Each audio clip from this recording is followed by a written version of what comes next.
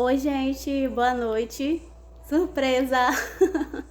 É, Meu nome é Érica, para quem não me conhece, e eu vim aqui falar um pouco sobre a minha experiência como mãe de pessoa com deficiência.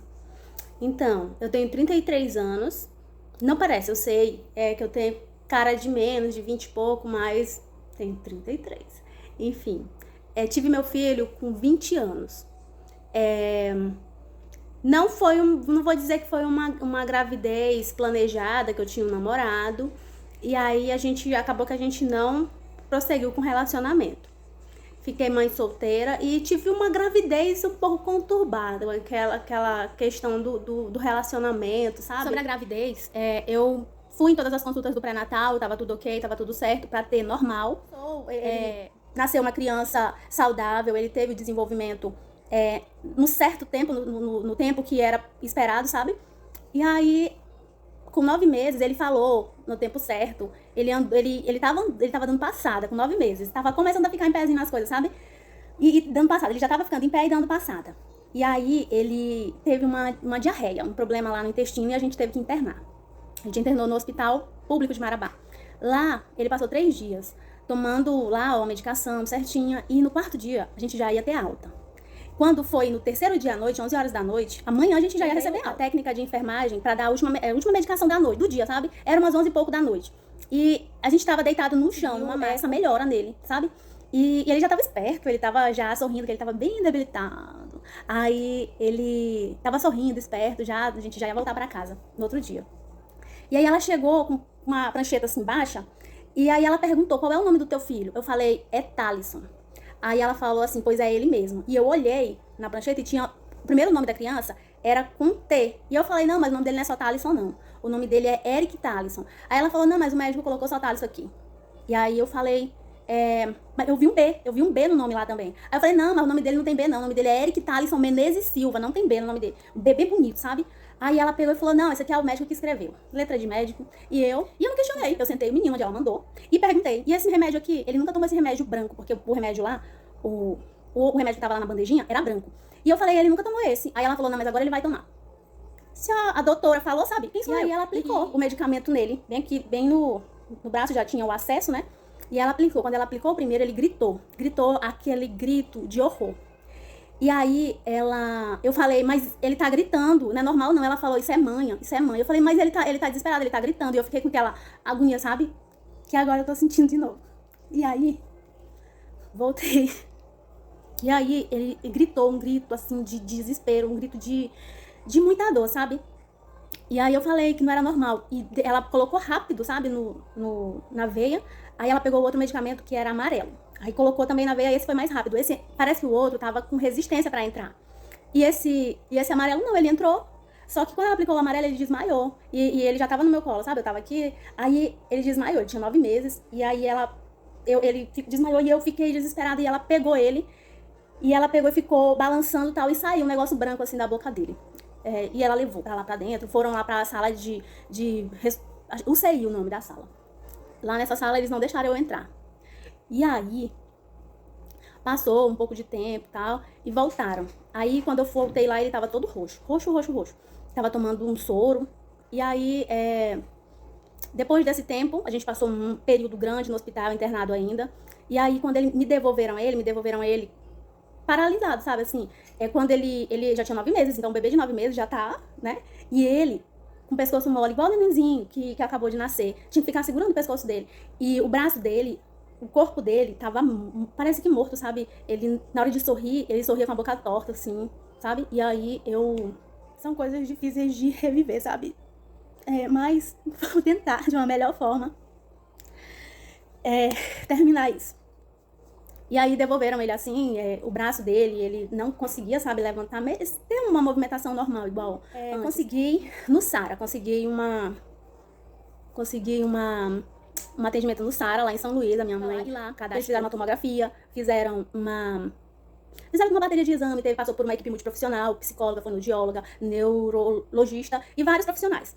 Conseguiram o diagnóstico de paralisia cerebral. Depois do diagnóstico lá no SARA, a gente ficou indo um tempo, quando ele era bebê ainda, 1 ano, 2 anos, até 3 anos. Acho que até com 4 anos nós tínhamos lá, eles no SARA me ensinavam, sabe, como cuidar dele, como ele iria ter autonomia, então eu fui seguindo o que o pessoal do SARA me indicava. E aí a gente foi passando o tempo. De vez em quando eu precisava de um laudo. E aí eu levava pra escola, assim que ele entrou na escola foi muito bom, sabe? As meninas, ele é muito autônomo, esse menino, ele é bem, se vira com tudo, ele faz tudo sozinho, ele toma banho sozinho, sempre foi assim. E aí, na escola, assim que eles, acho que com 4 anos ele entrou na escola, as professoras tinham um carinho muito grande por ele, sabe? E até o 3º ano, 4º ano, a professora, a última professora dele, o nome dela era Helenilde, ela era muito legal, ela tinha um carinho por ele, sabe? E quando a professora tem um carinho pelo aluno, ele é diferente. O cuidado, a forma de ensinar.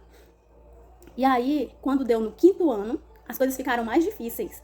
E eu percebi que as coisas ficaram mais difíceis pra ele e a professora sempre me chamava. Olha, o Eric não quer fazer o dever de casa, ele não tá fazendo o dever dele. Olha, o que tá acontecendo com o Eric? E lá na escola que ele estudava, tinha a sala de recurso multiprofissional, porque eu matriculei, ele estava na escola particular, e aí me indicaram uma pública. Mãe, coloca teu filho na escola pública, que lá tem uma sala multiprofissional.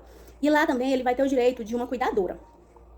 E eu coloquei. E aí ele passou esse tempo, acho que 2, 3 anos, com essa galera aí da equipe multiprofissional, e ele ia pra uma salinha lá e elas me chamavam de vez em quando pra falar e falavam bem dele. As notas dele e as reclamações da escola, a professora falava, preguiçoso, bota ele pra estudar, tal. E aí eu não sabia o que fazer, porque ele já tava num período que já era pra ele estar lendo, era pra ele estar mais ativo, sabe, na escola. E aí eu vinha, botava pressão nele, ei, vamos. E aí chegou um tempo que a escola falou que ele não precisava de acompanhamento de uma pessoa pra ajudar ele, que ele conseguia. Só que as notas dele não falavam isso, sabe? As notas dele só falavam que ele tava lá TP, progrediu pouco. Tinha um pouco só de PR, que era progrediu regular. Comecei a ir na escola, e aquela mãe chata, e aí, gente, aí tiraram a menina que ficava com ele porque ele não precisava, e ele precisa, só que eu fiquei até com vergonha, porque se a psicopedagoga da escola lá falou, a fonoaudióloga, a psicóloga fizeram uma reunião, me chamaram e falaram, olha, ele não tem indicação pra esse acompanhamento, mas ele pode ficar na sala multiprofissional. E as meninas da sala multiprofissional, elas cuidavam de meninos que eram bem debilitados, sabe, na deficiência. E elas falavam que ele não precisava estar lá. E aí eu peguei, chegou um tempo que ele já ia pro 6º ano.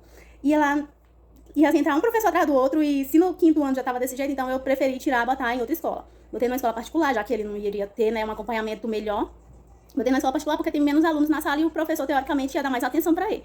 Não tive muito sucesso e chegou a pandemia, e aí eu sempre me perguntava assim, será que é só preguiça dele? Será que a culpa é só dele? Porque a gente tá aqui tentando ajudar. Tem matérias de 6º ano que eu não consigo mais aprender a matemática, 6º, 7º, 8º, meu Deus. Mas ele é muito bom em matemática, pelo que eu percebo, sabe? E aí eu sempre fiquei, meu Deus, será que é só preguiça? E aí eu ia, e toda vez que eu ia no neuro, ele me dava o laudo que eu queria. Eu pedia pro doutor, preciso de um laudo pra eu levar em tal lugar. Ele me dava um laudo. Teve uma vez que o neuro me atendeu sem ele. O neuro só viu a tomografia, viu a lesão no cérebro lá, me deu um laudo. E aí teve a única neuro que me deu mesmo, me direcionou, sabe? Foi a doutora Natália. A doutora Natália, ano passado, ela me direcionou, me deu um monte de encaminhamentos pra eu ir em profissionais diferentes. Tentei, procurei, né? Só que tava tudo lotado e tal. Ela me deu encaminhamento pra psicopedagoga. E eu fui atrás, só que não conseguia achar porque tava tudo lotado pelo plano, sabe? E esse ano, a partir dessa matéria, né, de psicopedagogia com a professora Dulcilene, nesses estudos eu vou pegar aquele requerimento do Thaleson e levar lá e conseguir. Menino, na hora, liguei e consegui uma vaga com a doutora Jeane, psicopedagoga e psicóloga lá do ISEP. E aí, ela me atendeu na primeira sessão, né? Ela me atendeu. E aí eu contei, relatei, ela perguntou sobre nossos relacionamentos, sobre o relacionamento dele na escola, sobre o relacionamento dele comigo, com a irmã, com o meu marido hoje, sabe? E aí falou também, perguntou sobre o relacionamento dele com as pessoas da rua, os meninos, se ele tem amigo, se ele se sente querido. Perguntou várias coisas, da gestação até agora. E ela falou que na primeira consulta iria ser comigo, a segunda e a terceira ia ser com ele, né? Ele já foi nessa segunda e na terceira. Quarta-feira agora vai ser a 4ª sessão, que vai ser comigo de novo, que ela vai me dar uma devolutiva. E essa doutora, ela falou que eu preciso procurar uma neuropsicóloga. Eu preciso saber qual foi a área que foi comprometida, se a área cognitiva, a área do aprendizado mesmo, foi afetada. E aí eu tô atrás dessa neuropsicóloga aí, pra ela me dar um laudo pra eu poder levar na escola. Enquanto isso, ela vai fazer os testes e ver se tem alguma indicação, alguma coisa que ela possa ajudar na escola hoje, né? Eu não tenho nada concreto hoje para falar para vocês. Talvez até a publicação desse vídeo eu já traga novas atualizações sobre isso. Mas o que eu tenho hoje é isso, que eu já estou em andamento, né, com a psicopedagoga. Na escola, a professora fala assim, mãe, o que acontece com o Eric? A senhora já conversou com ele? Aí eu falo, sim, eu já conversei, porque ele não tá prestando atenção na aula. Aí eu falo, professora, bota ele na frente. Eu gosto de sentar na frente, porque eu fico prestando atenção no professor e não olho para os meus colegas. Porque se eu sentar perto do Roberto, aí a professora falou, não, mãe, mas o problema não é que ele fica conversando e nem não presta atenção na aula por causa das outras crianças. É porque ele vive lá dentro da caixinha dele, lá no mundo dele. E ele não presta atenção porque ele, sabe? E aí eu acho que isso aí é uma coisa a ser estudada e melhorada, né, com ele, mas os professores têm que perceber isso. E uma ou duas professores percebem. Só que os outros tentam, tipo, jogar a culpa nele, sabe? Ele é preguiçoso, ele não presta atenção. E às vezes eu me sinto muito pressionada a pressionar ele. Só que eu percebo que não precisa eu estar nessa pressão. E semana passada aconteceu uma coisa que eu fiquei um pouco triste e preocupada. Teve um trabalho de inglês que eu perguntei pro professor que, às vezes eu vou lá, professor, tem um trabalho pro Eric entregar? Porque ele não entregou de matemática. Aí eu tive que ir lá todos os professores perguntar quais os trabalhos que ele tinha que entregar. E o professor de inglês falou, sim, tem esse trabalho aqui, ele tá nesse grupo. Me mandou a foto do grupo que ele tava. Falei pra ele, Eric, tá, Alisson? E aí, teu grupo é esse? Tu já falou com o menino pra perguntar a tua parte? E ele falou, mãe, eu falei com ele disse que não, eu não tô no grupo dele pra procurar outro grupo. Aí eu, não, mas tu tá com ele. Aí ele, e tu foi na professora? Não, porque eu não vou dedurar os caras. Aí eu falei assim, e tu foi procurar outro grupo? Fui, mas não tinha vaga em nenhum grupo, ninguém me quer no grupo. Eu falei, mas por que ninguém te quer no grupo? O que tu acha? Por quê? Ele fala que é porque ele não sabe apresentar. E por que tu não sabe apresentar? Não sei. E aí, ele falou assim, eu tive que apresentar o trabalho de geografia, que era em grupo, eu apresentei sozinho porque ninguém me escolheu. Aí eu fiquei assim, fui lá na escola, professora, falei pra coordenadora. Aconteceu isso, ele tá no grupo, só que não quiseram ele no grupo, é aquela questão que a gente falou na sala aqui sobre a integração, né? Ele tá lá, mas ele não tá, né? E aí a coordenadora conseguiu, né? Conseguiu lá conversar, e aí uma aluna entrou em contato comigo. Mas se eu não tivesse feito essa intervenção, se eu não tivesse visto, ele ia continuar como sempre foi, excluído, sabe? Ele é um pouco excluído, assim, da galera, mas ele tem esse receio de ser aceito, então ele não quer dedurar os caras. E isso é um dos motivos que eu percebo que ele precisa desse acompanhamento com a psicopedagoga, porque por que os outros não querem que ele faça parte do grupo, sabe? E por que ele fala que ele não sabe explicar direito? E realmente, na hora de explicar, de falar, ele te contar uma história, tu vai ouvir a história, mas pra tu entender, tu precisa já ter ouvido outra vez, pra tu poder entender certinho o que ele tá falando. Quando alguém que nunca ouviu essa história e ele tá contando pela primeira vez, fica assim, sabe de nada. Sabe de nada não esse cara aí. Só que ele sabe, ele é muito inteligente. Só que fica coisas fragmentadas, fora de ordem, entendeu? Então, ele já tá com acompanhamento com essa psicopedagoga, que me encaminhou pra fonoaudióloga e o terapeuta ocupacional também. Eu espero que eu tenha ajudado em alguma coisa. E é isso. Vou contar uma coisa pra vocês. Ele passou no processo seletivo na escola de música, agora ele vai ser saxofonista. Ele passou em 3º lugar. Tô muito feliz.